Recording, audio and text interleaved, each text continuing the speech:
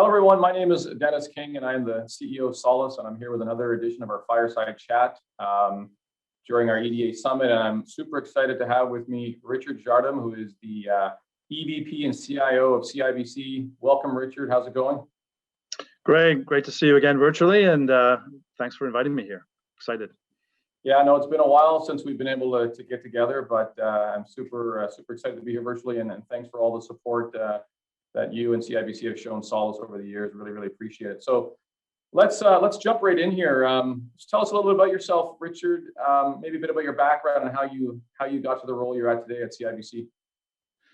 Yeah, well, I had a bit of a journey to date. So back in my early days, I was in business school, got my business degree, I did my CFA, and ended up on the trade floor, TD at the time, and trading interest rate derivatives. Junior guy on the desk, I was asked to help build spreadsheets in Lotus back then. Got really into sort of building things and starting to look at how we could look at some of the data we had on the desk, developing some micro apps.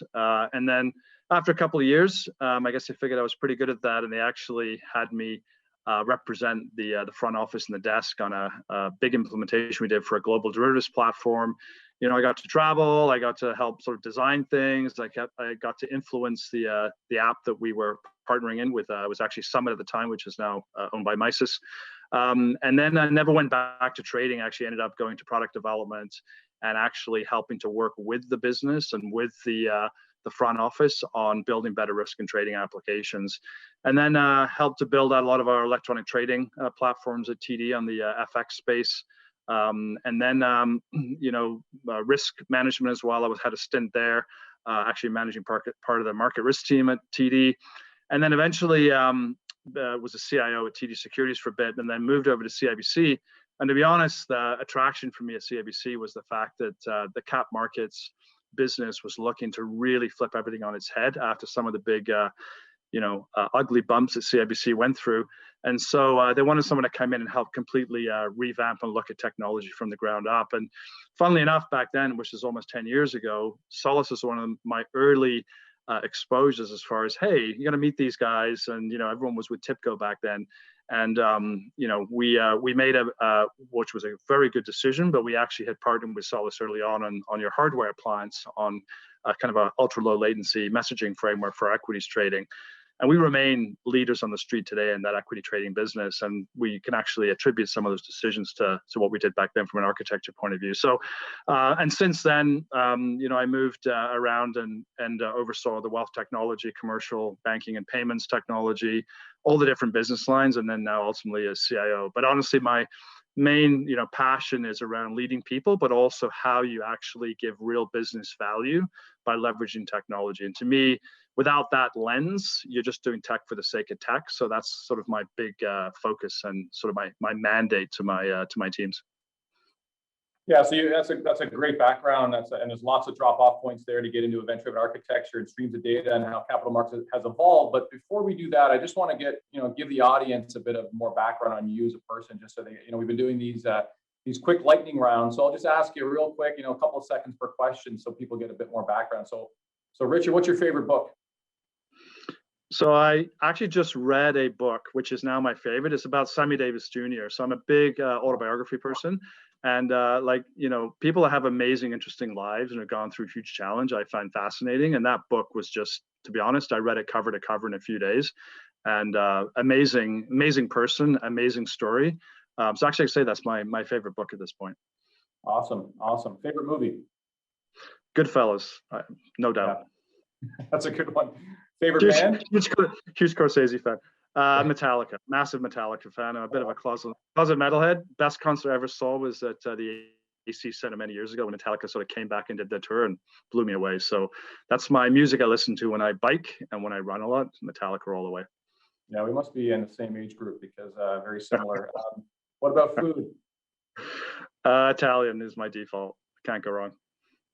And I know you're big into sports and cycling. So what's your favorite sport? Well, to think about this one, my favorite to watch is UFC. I'm a huge mixed martial arts UFC fan, and folks that know me well, I've trained in martial arts for 30 plus years and done and competed before as well. So that's sort of my huge passion of watching. And now my son's into it, so we tend to watch almost every weekend. There's some kind of UFC going on. And then soccer is my other one. I grew up playing competitive soccer, so big fan of soccer. Wow. So where does the cycling fit into this? I know you're big on the bike too. Well, so the biking thing was actually something I just did on the side for extra cardio and training, and got into kind of mountain biking, road biking, and got swayed into the cult, which is Peloton, over the last few months. So I have one sitting in my basement that I ride a lot too, and done some great trips, including a great client trip you guys organized a couple of years ago that I did in Europe. So cycling's kind of later in the life passion, I would call it, but it's more just for extra cardio and fitness. And I love my Peloton, so I have to say it's pretty good. Yeah, I got to get one. So let's dive in a little bit more here. In terms of big thoughts on your mind. In the banking world today, and specifically, how is COVID impacting what's going on in your world? So big topics, but also where's COVID playing a role in all of this for you guys? Yeah, I mean, like everyone else, we got hit pretty hard in how do we get our whole workforce working remotely. And to be honest, the biggest fire drill we had was the cap market side initially at CIBC. How do you get all the folks off the trade floor and allow them to still manage risk appropriately, et cetera. So, we did some smart things, to be honest, at CIBC. We did some very quick work with Microsoft to do some split tunneling so that we kind of bypass some of the Outlook traffic and protect some of the network for our high value internal folks like the trade floor.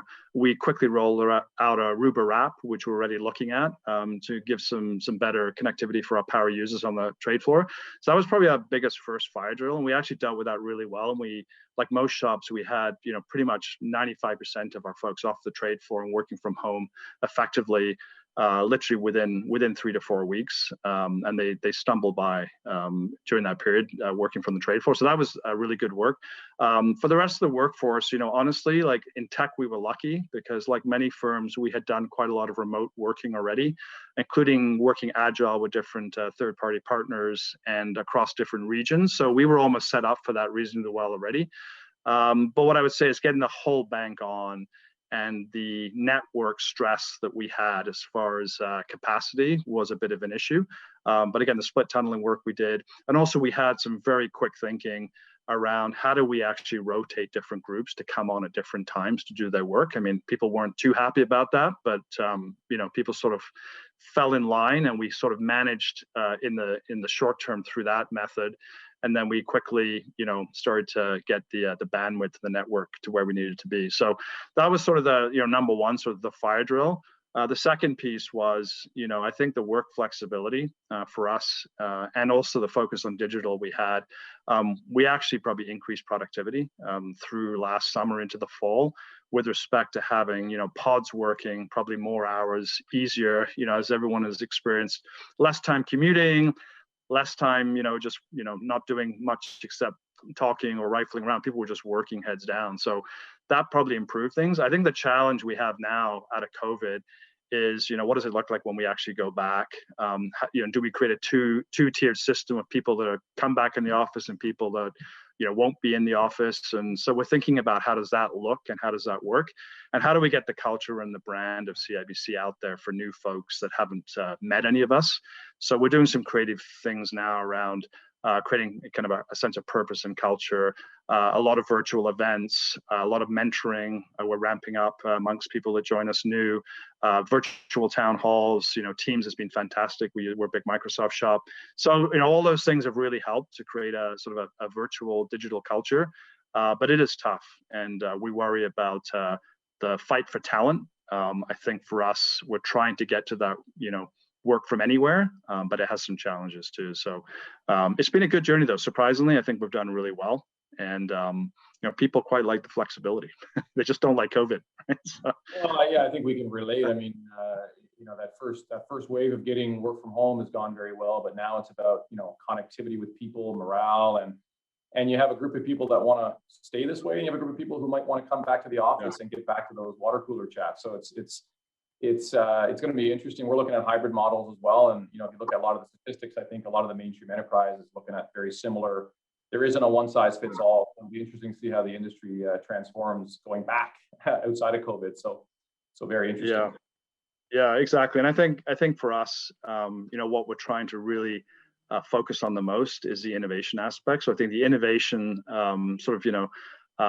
ideation has suffered a bit through being digital, especially when you're working across groups. Like, tech and the business work well together, obviously, when they need to, but it's harder to ideate and to innovate when you're remote. So we're thinking about different ways to attack that and to sort of improve that virtually. So, and actually, we've been using some of our partners, and love to have more chats with you guys. But a lot of our relationships we have with different partners, like how do they do it? How do you guys look to approach it? So we got to learn from each other. It's hugely powerful.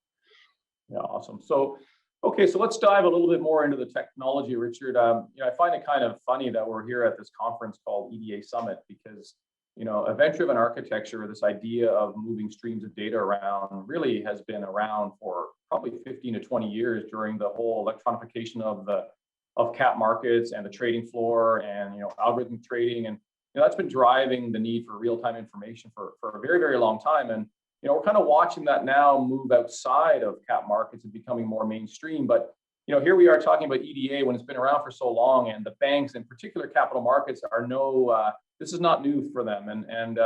But if we think about the world we've come through, the sort of real-time, low latency cap markets, market data order management systems, all of that. How do you see it evolving, or what have you been seeing, specifically in that arena? What are the big topics around, EDA, but just in terms of technology, what are you seeing there? Yeah, I think for us, to be honest, I think the cap markets in many places, cap markets is a little bit ahead of the game. They have to innovate quicker. They have to deal with more real-time data because of the nature of the markets from way back. So I think what we did is we did some really smart things, including the partnership we did with you guys early on with cap markets. And we really focused on our architecture and real-time connectivity between our applications. I think with the bank now outside cap markets, I think the payment space is a huge opportunity. So, payments is changing rapidly. We have the whole payments modernization construct and program in Canada, and that's going to radically change the way payments are done, as moving to real-time rail. And really, that real-time nature of payments, dictates a different architecture. And then you have open banking, which is looming. And, how do we, expose our clients' data real time and become a bit more of a utility concept? All of that is predicated on really good event-driven architecture and, real-time capability. And also for us, like many banks, we have a big old legacy mainframe footprint. You're never really going to get rid of mainframes completely. They run well, they're stable, massive cost to completely undo them. But what we're doing is we're starting to unpack the services that are embedded in those mainframes. So really, use a mainframe as a real processing engine in the back end, very stable, pretty cost effective, break out all those services. And we have a pretty good kind of API microservices framework we've been standing up, and then, sort of have a bit of that plug and play, and then move data between the services and expose that data real time. So, the type of architecture you're talking about is table stakes now to be able to move that data around and be efficient. And I think that, cost and speed are top of mind for us. So we want to be efficient. So this type of architecture, EDA, plays into that, and making sure that we can move quickly and we can enable our business in the fastest way. So it's actually, it's table stakes, I would say, at this point. Yeah, I think that's very consistent with what we've been seeing. The cap markets, they've been evolving in this sort of real-time data for a very, very long time. But if you look at the retail side, you're right. It's open banking, it's payments, it's all the retail parts of the bank and modernizing it all. And we, you're right. We see a lot of mainframe, we see a lot of legacy technology, and there's certainly a maturity shift and a modernization happening there. And that's a good segue into the next question, which is around cloud, because working with banks, and we've been working with banks for a very long time, and as we look out to the modern world of everybody sort of getting into this event-driven architecture mindset, some people are embracing cloud a lot quicker than others. And with the regulation in banks and the mission criticality of banks and the private cloud nature of banks, like, where is cloud in your mind? Like, how do you see cloud from a maturity point of view, an adoption point of view? What are some of the challenges? Like, how do you guys see it? Yeah, so a bunch of questions mixed in there. For us, I mean, first of all, like many other banks, I mean, our cloud strategy is one of our most important tech transformation strategies. We've been on the path now for, let's call it 2 years proper on our public cloud strategy. And Microsoft Azure is our chosen public cloud provider. We have, smaller footprint of AWS, but it's in sort of containment specific to cap markets in a spot, and it works really well. And we had a private cloud initiative going back a few years with DXCHP and a bit of IBM as well. But I think from a real, let's call it public cloud and real cloud strategy, let's call it, we've been on the path for 2 years. And the approach we've had is, we actually started off with cap markets just out of necessity. And we started off with sort of, low tier 2, less critical applications, reporting applications, and we're now up to running, our tier 1 critical risk and trading applications, many of them on the cloud on Azure. And our incidents have been cut down by 54, 55%, for example. And the scalability that we were able to leverage off during COVID with the increase of volatility in the markets and volumes has been unbelievable. And so that's sort of, point number one. Point number two is if you actually look at the rest of the bank, so we're moving some big loads now onto Azure, like our e-banking platform, which is our first kind of tier 1 client-facing application. We're looking to switch that on later this year, fully onto Azure. So we're slowly moving sort of those big critical client-facing applications onto cloud where it makes sense, and some assets in the US around a US data strategies running PII data now running on the cloud. So we took a bit of a risk-based approach, starting off slow, winding up, and we chose to pick one core provider. Otherwise, we feel we'd be splitting our engineering capability and our capacity. So that's worked well, but we have chosen a hybrid strategy. So we have private cloud still. We actually sometimes will modernize some of our stack, containerize it, moving on to the private cloud, then from there launch it into our Azure framework. And so we have a private cloud, we have a public cloud, and we also have SaaS ASP as our chosen path right out the gate if we're looking at new capability and applications, if we can. And then we don't obviously care about the provider behind the software.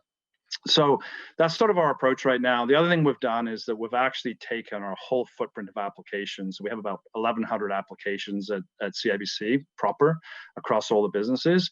We've actually broken them all down. We've filtered which ones would move to cloud or not, or which environment. We actually have a pretty good methodology, and we track every application and the journey and where it's at and where it is. If it's 2, 3, 4 years down the road we're targeting, we have that sitting there as well. So we have a very well thought out strategy. The challenge is execution is never easy. So it's great to have it all on paper. We've had some challenges. Security is top of mind. We've had to build up our security practice at CIBC around cloud. We have to have all the governance and controls in place. We have we have OSFI that's just coming through now to look at our sort of cloud maturity. So there's other things you have to factor in. Hybrid is confused sometimes with multi-cloud. Multi-cloud, our view is the technology is not really there yet. And when I say multi-cloud, I'm talking about switching loads from one provider to another. And there are regulators globally that are starting to suggest that banks and financial services especially need to have true multi-cloud to balance risk, and the technology is not there yet. So we're putting in things like Cloud Hub and a few things that sort of set us up for true multi-cloud. So we're trying to get ahead of it, but the technology is not really there yet. But it's instrumental to our strategy. And the last point I would make is that, given my background too, the lens we're trying to take is real. What's the business value here of rolling out cloud? So enabling the business, especially having data on the cloud, has a huge advantage. And even things like, with our partners, like, with Solace now too, like we're a bit behind, but we're now running the software, on Azure versus the old hardware appliance. So there's a whole bunch of work that we're doing, but it's about enabling the business and around speed and scalability. But it's challenging. This is not easy work, as you all know. Yeah, no, you made a really good point on the, when you start looking at multiple clouds, it is that, there's a need for expertise across both clouds, and you really do divide the talent pool up and the need for learning. And where we see multi-cloud actually quite common now is actually when people are trying to deploy some aspect of their capabilities in China or in other parts of the world, where even though they're all in on Azure, Azure China doesn't look like Azure North America. And so the services are not the same, the provider's not the same. And so it really is like another cloud. And we see that quite often. And so we've certainly put a lot of energy, and to your point about having to have different skill sets for different clouds, we put a lot of energy to try to make that a common experience. But boy, oh boy, the industry is in a different level of maturity as you go down different industries of who's really doing it and who's really still in the early days. So awesome. So just to, you've been involved in technology at the bank for a long time. You've seen the evolution, you see the legacy systems moving, you see the whole disruption of cloud.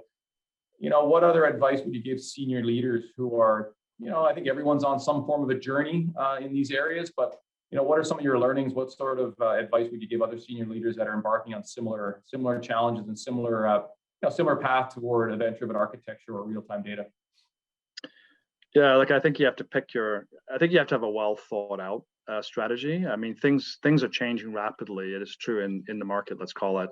So you have to be adaptable to changes and taking little lefts and little right turns. But I think you still have to have a vision of, a certain priority order of what you're going to tackle along the way. Otherwise, it's too much of a barrier. So I think having a well thought out sort of vision and the order of what you're going to attack on what parts of your ecosystem, but having the flexibility to change that direction a little bit along the way. So I think that's point number one. Number two is, and we've had this challenge with often up, with folks, like there's limited funding and capacity at any shop, right? So don't take on more than you think you can actually achieve. So you need to take the team along with you and not feel like they're tripping over themselves. So I think you need to invest in training and learning and talent and building IP and having the right partners at the table, but then go at the right pace. So I feel it's better to get quality done than to, trip over yourself too fast and then you have a lot of risk in the system. So that's number two. Number three is it's sort of a long game, right? So I think that, and funding is a reality too. We don't want to have money to do things. You start things and then you stop for a year, then you start back up again. I think the business needs to be enabled, in a continual fashion. And they're trying to, make sure that they stay out ahead of their competitors, in our case, between the other banks. So for me, it's, consistent funding, consistent investment, and not have these stops and starts. So I think by laying out a vision, at our bank, in our case, and making sure the board understands it and our exco understands it, and that it's a long journey and you have to keep chipping away at it, I think is sort of the way to do it. But it is hard. And honestly, I think that a lot of our folks in our teams also realize that the retooling they need and the different technologies that are coming, running down the path towards them that they need to get ahead of. So I think you need to take everyone with you. It's hard work though, and we certainly have had bumps on the way, but I think we're doing actually quite well. So I'm actually really proud of the team. Awesome, that's a great answer, and we're putting a big push on making EDA simple and certainly following that advice as well. So last question for you, Richard. What's next for CIBC? What's on your mind? What's next? Apart from being told that we have to be number one in everything, joking aside, no pressure on me.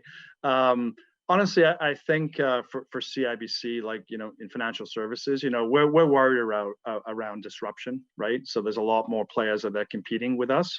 So I think that, again, it does come down to the end in client experience being the most important thing. So how do we give our clients the best experience banking with us? And so, we're investing as well in our digital bank, Simply, as well, so that we have different offerings for our clients. But I think in the end, it's that experience that's going to win us in the market. And to deliver that experience, you got to be efficient. So I think all these technology investments are going to differentiate how we succeed. So that's key for our bank, right? And that's what's next for CIBC is we want to be the best bank from a client experience point of view, and we want to play the best in this digital world. So lots of tech investment behind that to do that, right? And partners like yourselves, super key. Awesome. Well, listen, Richard, thanks so much for taking the time and joining us here at EDA Summit. I really appreciate the partnership from CIBC, and I certainly appreciate working with you. So thanks again, and I'm hoping to see you in person soon enough. But thank you so much. Yeah, I'm looking forward to that too. Have a beer in person and not this virtual stuff. It's good for me too. So thanks a lot for inviting me. Appreciate it. Absolutely. Take care and see you soon.